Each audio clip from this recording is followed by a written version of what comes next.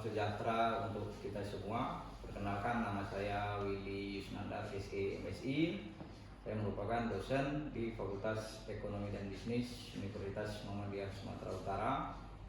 Adapun spesialisasi mengajar saya itu di bidang manajemen.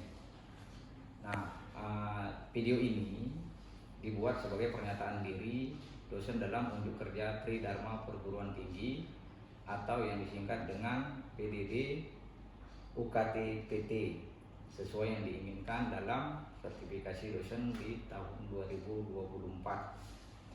Pada kesempatan ini saya akan menjelaskan salah satu mata kuliah saya dalam pengajaran yang berbobot 3 SKS, yaitu mata kuliah kewirausahaan yang biasanya dipelajari pada semester ganjil dan genap. Pembahasan dalam pengajaran ini yang pertama adalah mahasiswa dibekali dengan satu, menjadi entrepreneurship dan ide usaha, yang kedua manajemen perubahan, yang ketiga menjadi wirausaha kreatif dan inovatif, yang keempat visi dan misi untuk masa depan usaha, yang kelima resiko dalam berwirausaha, yang keenam kepemimpinan dan aspek sumber daya manusia, manajemen produksi, yang ketujuh, yang kedelapan bisnis model kanvas, yang kesembilan menganalisis potensi pasar, yang kesepuluh mengelola keuangan dasar. Kemampuan mahasiswa yang diharapkan setelah mempelajari materi pembelajaran ini adalah, adapun materi pembelajaran dalam mata kuliah kewirausahaan ini yaitu yang pertama adalah tentang pengertian entrepreneurship, yang kedua perbedaan wirausaha, pengusaha dan penemu, yang ketiga pengetahuan dan keterampilan wirausaha, dan yang keempat menentukan ide usaha, yang kelima menentukan nama usaha, yang keenam berpikir terhadap perubahan, yang ketujuh tahapan dalam manajemen perubahan, yang kedelapan langkah penting untuk proses manajemen perubahan yang efektif. Itulah gambaran pembelajaran yang saya ampu di dalam perkuliahan selama 1 semester. Di awal pertemuan biasanya saya melakukan review pembelajaran yang mana fungsinya adalah untuk mengingatkan kembali materi-materi pembelajaran sebelumnya dan kemudian akan disambungkan dengan materi yang akan dipelajari berikutnya. Dalam perkuliahan ada beberapa media yang saya pergunakan, di antaranya adalah Zoom meeting, WhatsApp maupun email. Artinya di luar dari pembelajaran, apabila ada ketidakpahaman, saya juga bisa anak-anak mengirim sebuah pertanyaan atau yang ingin mereka ketahui via WhatsApp, email ataupun Zoom meeting. Saya pikir itu yang bisa saya sampaikan. Berikutnya nanti bisa kita lihat di dalam video pengajaran saya. Terima kasih. Assalamualaikum warahmatullahi wabarakatuh. Assalamualaikum warahmatullahi wabarakatuh. Waalaikumsalam warahmatullahi wabarakatuh. Jumpa lagi minggu ini. Saya akan melanjutkan proses pembelajaran kita. Dan materi minggu lalu itu adalah tentang pengertian wirausaha. Definisi wirausaha hari ini. Materi itu kita akan masuk ke manajemen perubahan wirausaha.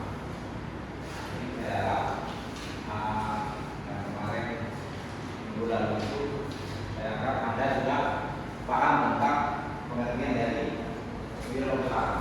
Hari ini bagaimana kita akan melanjutkan manajemen perubahan wirausaha.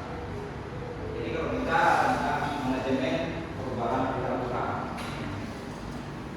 ini yang masih cerita berubah, ini yang masih susah. Kenapa? Karena saya berbicara dengan anak yang hari ini saya agak pandai ini, anak-anak yang hidup di dalam dunia yang serba digital. Jadi ada proses perubahan, ada proses perubahan. Yang kedua, di dalam perubahan itu pasti ada kendala. Ya kan? Apa kendalanya? Biasanya kalau orang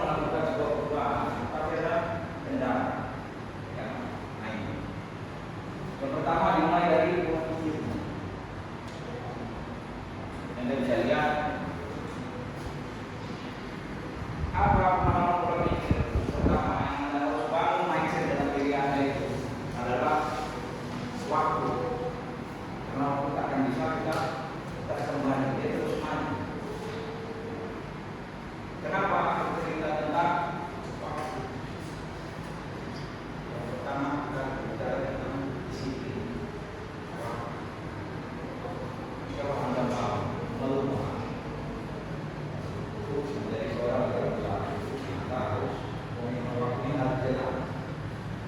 Jangan tak lagi kebanyakan kita suka menunda. Kita sering menunda, sebentar kita lupa masih jam segini, belum lupa masih pagi, belum siang. Jadi bisa waktu kilometer baru karena kebingungan, semua disuruh cepat. Kita menunda. Kalau pikir kita berkata ini saya salah. Mungkin apa yang dibilang Anda harus sudah banyak tahu mencari atau melihat macam mana sih entrepreneur yang muda itu, wirausaha muda itu. Dari mana Anda bisa melihat itu dia dari yang gadget yang Anda pegang? Jangan Anda gadget itu hanya untuk melihat melihat izinnya buat kejadian dalam hal, tapi setidaknya Anda bisa tahu bagaimana sih entrepreneur muda itu, wirausaha muda itu, apa yang dia lakukan. Kok bisa dia seperti itu? Kok aku bisa? Itu menjadi motivasi bagi kita. Kita paham. Kalau kita bicara tentang keuangan, ya semua pasti mau punya uang. Kalau ini saya bilang, saya yakin kondisi keuangan Anda terbatas, tapi keinginan Anda itu melebihi dari kondisi keuangan. Makanya jangan mimpi terlalu tinggi kalau uangnya pas-pasan. Karena kita pengen makan enak, tapi setelah ditengok harganya dengan kondisi keuangan berat, sering kita melakukan penundaan untuk melepaskan selera. Dan apalagi perubahan itu pada saat ini melakukan sebuah wirausaha finansial keuangan Anda terganggu dengan ketidakadaan modal. Sebenarnya yang itu pengaruh besar dari sebuah usaha. Kalau bermain dengan usaha itu, saya pikir enggak terlalu besar uang yang Anda pikirkan. Dan untuk belajar kita, ini yang sekarang mindsetnya berbeda pola pikir entrepreneur sama non. Ada yang sudah pelaku usaha. Kalau dia pelaku usaha ini mindset efektif dan efisien, jangan mau banyak bermain-main. Kemudian apalagi kreatif, ada yang dibalut. Semangat dan sebenarnya aku bisa dipakai. Ini botol ini dibuang semua orang karena sini. Tapi karena ada orang entrepreneur bisa diolah untuk menghasilkan sebuah produk dan mendapatkan uang. Tapi kalau yang dia non entrepreneur apa dia konsumtif. Kita hanya lebih banyak mengumpulkan. Kita hanya lebih banyak menyimpan. Mungkin apa? Pembuangan sendiri. Artinya ya ini tidak ada fungsinya karena kita nggak ngerti, jadi kita buang. Sebenarnya itu bisa diolah untuk mendapatkan menjadi nilai dan memperoleh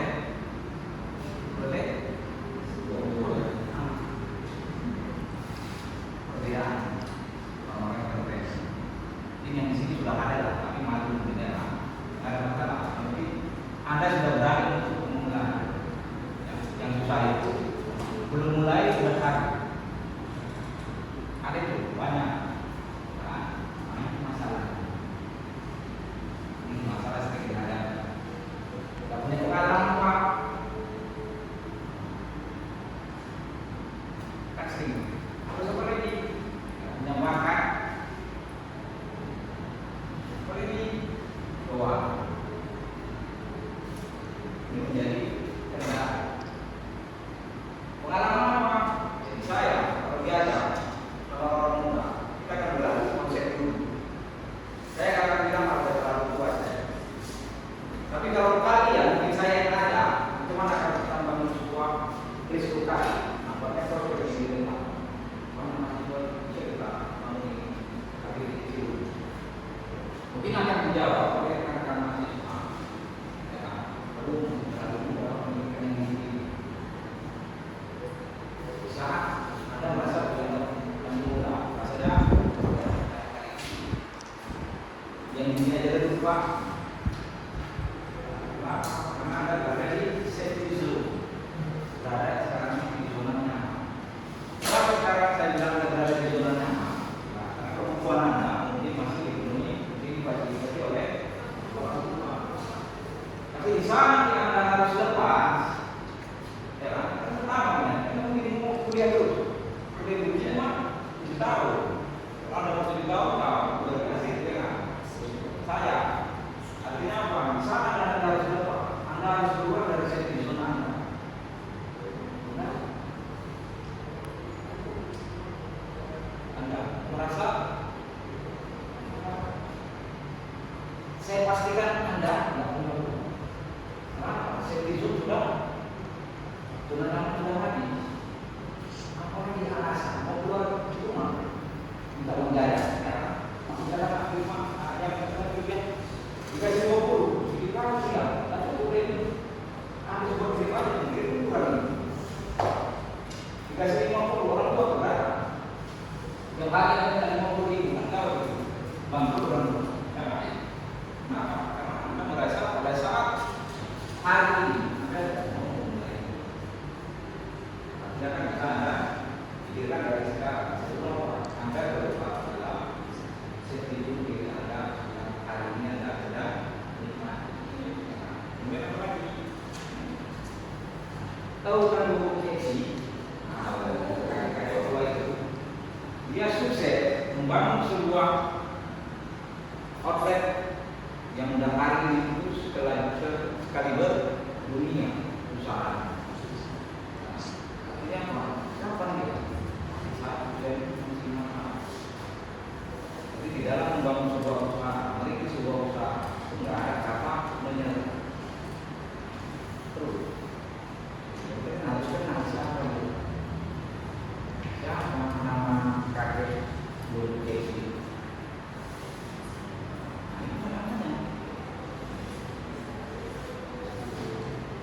Tapi hari ini sampai hari ini uangnya terus naik. Kenapa? Ini dibantu. Walaupun terkadang ada usaha pribumi yang mencoba menyamakan, kan ada kan? Ada juga yang KFC apa namanya yang punya pribumi-nya, ya kan? Yang buatan anti gila, yang kontennya pun bisa dibuat di rumah. Tapi rasanya berbeda, tidak sama dengan. Kenapa? KFC ini sudah punya standar. Jadi kemanapun KFC buka, standar rasanya sama. SOP mengenai gedungnya juga sama. Nah, walaupun saya buka KFC misalnya di Tembung misalnya, saya buka KFC, tidak bisa modelnya itu saya yang manage, tidak bisa.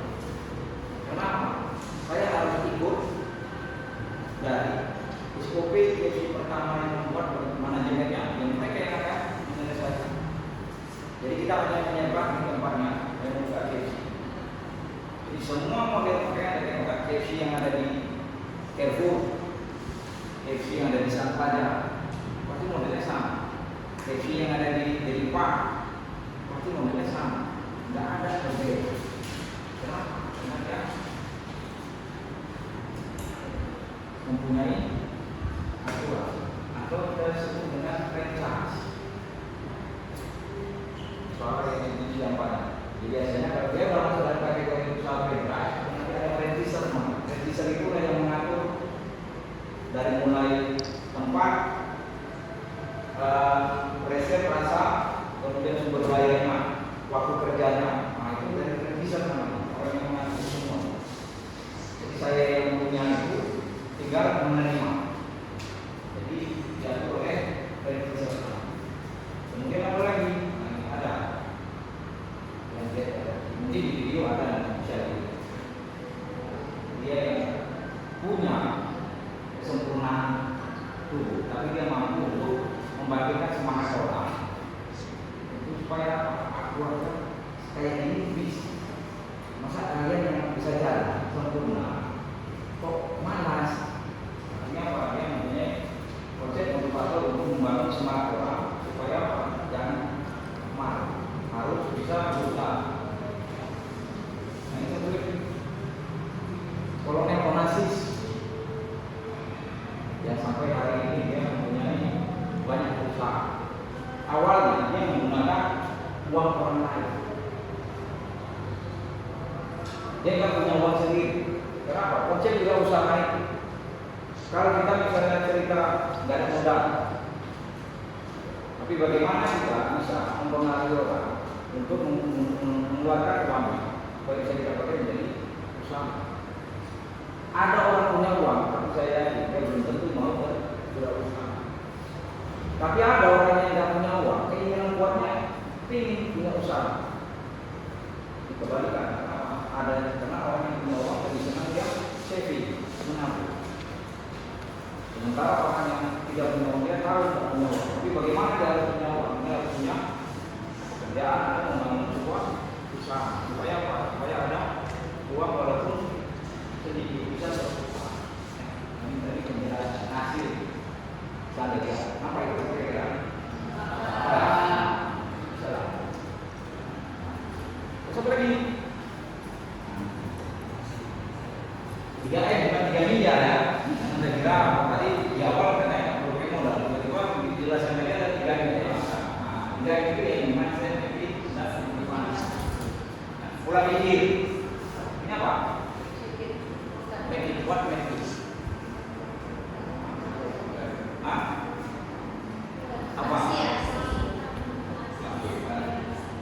Berbuat atau kerja keras, motivasi, ada dorongan dalam diri, ingin merubah.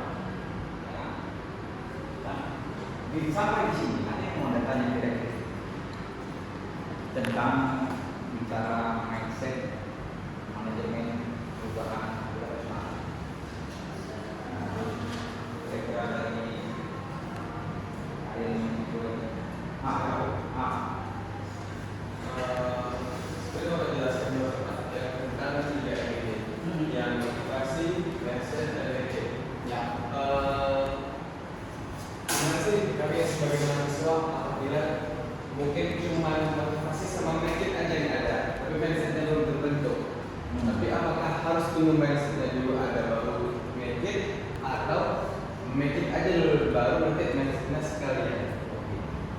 Pertanyaan bagus sekali. Kalau seandainya dia masih punya motivasi, ya kan? Motivasi dan mindsetnya saja, mindsetnya belum dapat. Kalau dia punya mindsetnya dulu, tapi belum termotivasi, yang susah itu tidak punya tiga-tiga ini, enggak. Jadi kalau dia punya motivasi, kemudian dia mau berubah, insya Allah mindset ini akan berjalan. Selama dia mau menjalankan usaha apa, pola pikirnya berubah. Ternyata ini salah sebenarnya, seperti ini. Yang awalnya mungkin dia menunggu orang datang, ternyata dengan zaman digitalisasi ini, bagaimana supaya selain orang datang juga kita, orang bisa tahu juga melalui online. Perubahan itu biasanya sejarah. Jadi jangan sementara itu saja memang 1, 2, 3 ini tidak ada. Kita disini kita juga punya kita dulu sekali sana semua orang kita di sana kayak. Tapi bagaimana kalau bisa kita punya orang yang datang ke kita, itu lebih baik. Ada yang lain kira-kira? Ada kita bisa ini yang sudah bicara tentang ini hidup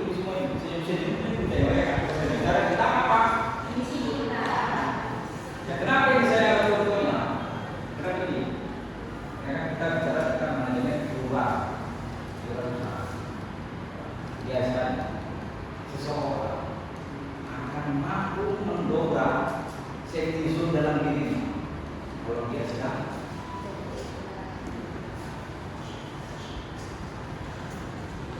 Kenapa? Jangan kita karena ada cowok sebelum dia membumi belum masih punya siapa? Kan kita apapun yang diceritakan kalau dia udah punya pacar, ada undangan, ada apa semua mau diterapkan.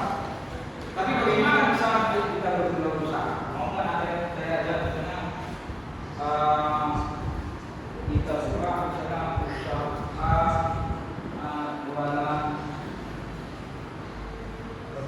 jangan bisa. Ya kan? Jual rujak.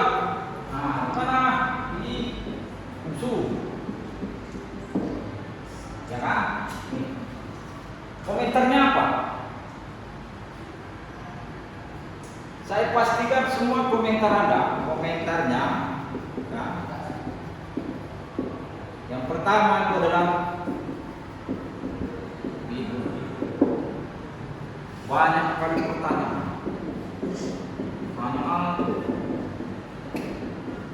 Makin banyak pertanyaan tak jadi.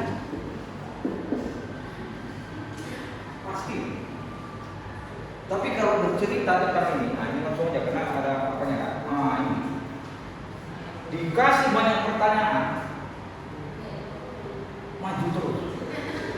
Gak ada cerita. Aku bang sama orang tua tidak ada pacaran. Kalau apa kita bercerita? Udah suruh. Pasti ada jawaban. Tapi kalau di sini, kira-kira ini kan kita mulai pagi jam 9 lah kita jualan. Nah, nanti habis kita jam 9 ke jam 12, dan setelah jam 12 ke jam 3 itu siapa? Payah. Wah, aku dia bang. Aku nantar mama aku bang. Banyak alasan. Itu apa? Itu usaha. Itu diajak bisnis. Apa dia? Banyak alasan. Ya kan? Kalau untuk diajak, tapi kalau untuk diajak kemari, Anda pada sendiri mempunyai keputusan sendiri dan dianggap keputusan yang konyol itu keputusan strategis pula itu kan? Itu keputusan strategis harus kita laksanakan. Sedang pokoknya, ya kan? Kalau Anda, artinya apa? Saya pernah mengharapkan kepada dari semua saat yang ingin memulai sebuah usaha yang Anda harus lakukan, bagaimana Anda itu sedang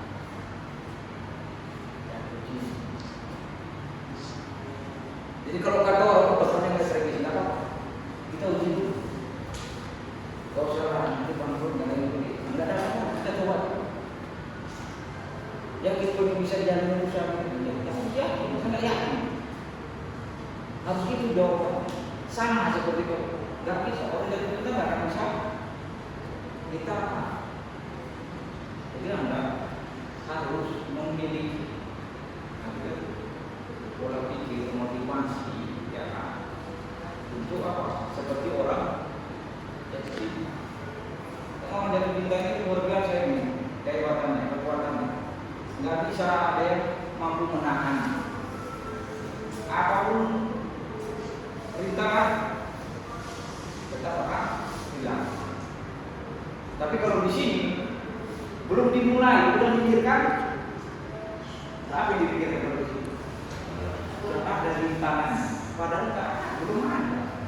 Cuma kenapa? Karena bingung, takut, uang nggak ada. Kalau di sini, jas, walaupun uang pas-pasan, ya. Di sini untuk mendapatkan uang, walaupun kecil, atau lebih senang bahasa kita itu waspada, walaupun sedikit pasti ada. Di sini, walaupun sedikit bisa. Di sini konsepnya nggak bisa. Tapi lebih enak di sini, nggak ada mikirnya. Dia ada kemari untuk mendapatkan uang, walaupun waspada tadi, banyak kali mikir. Bisa nggak tidur-tidur nih? Tiba-tiba sakit dan memikirkan apa mau itu. Artinya apa? Bisa untuk finansial diri kita bingung. Jadi bisa finansial kita keluarkan di luar dari batas kekuatan kita kefanatan aja. Artinya apa? Anda kan peduli dengan hal seperti ini. Bagi Anda yang seperti selagi masih ada. Siapa yang selagi masih ada? Yang ada itu siapa? Orang tua. Tapi kalau sekarang itu banyak. Saya yakin Anda sudah mempunyai mindset yang kuat. Supaya apa? Supaya nanti setelah selesai Anda sudah tamat dari perguruan tinggi, Anda tidak bingung. Lebih baik dia membuka usaha sendiri untuk membicarakan apa saja. Kalaupun dia mau bekerja sambil berusaha itu lebih baik. Ketimbang Anda forkan diri Anda untuk menjadi orang angkatan kerja. Ya. Supaya itu menjadi perbandingan dan pikiran dalam hidup kita. Oke, bagi yang ditanyakan sebelum saya masuk akhir dengan konsisten kita untuk hari pertemuan kita hari ini kira-kira. Kalau nggak ada, nah ini closing statement saya.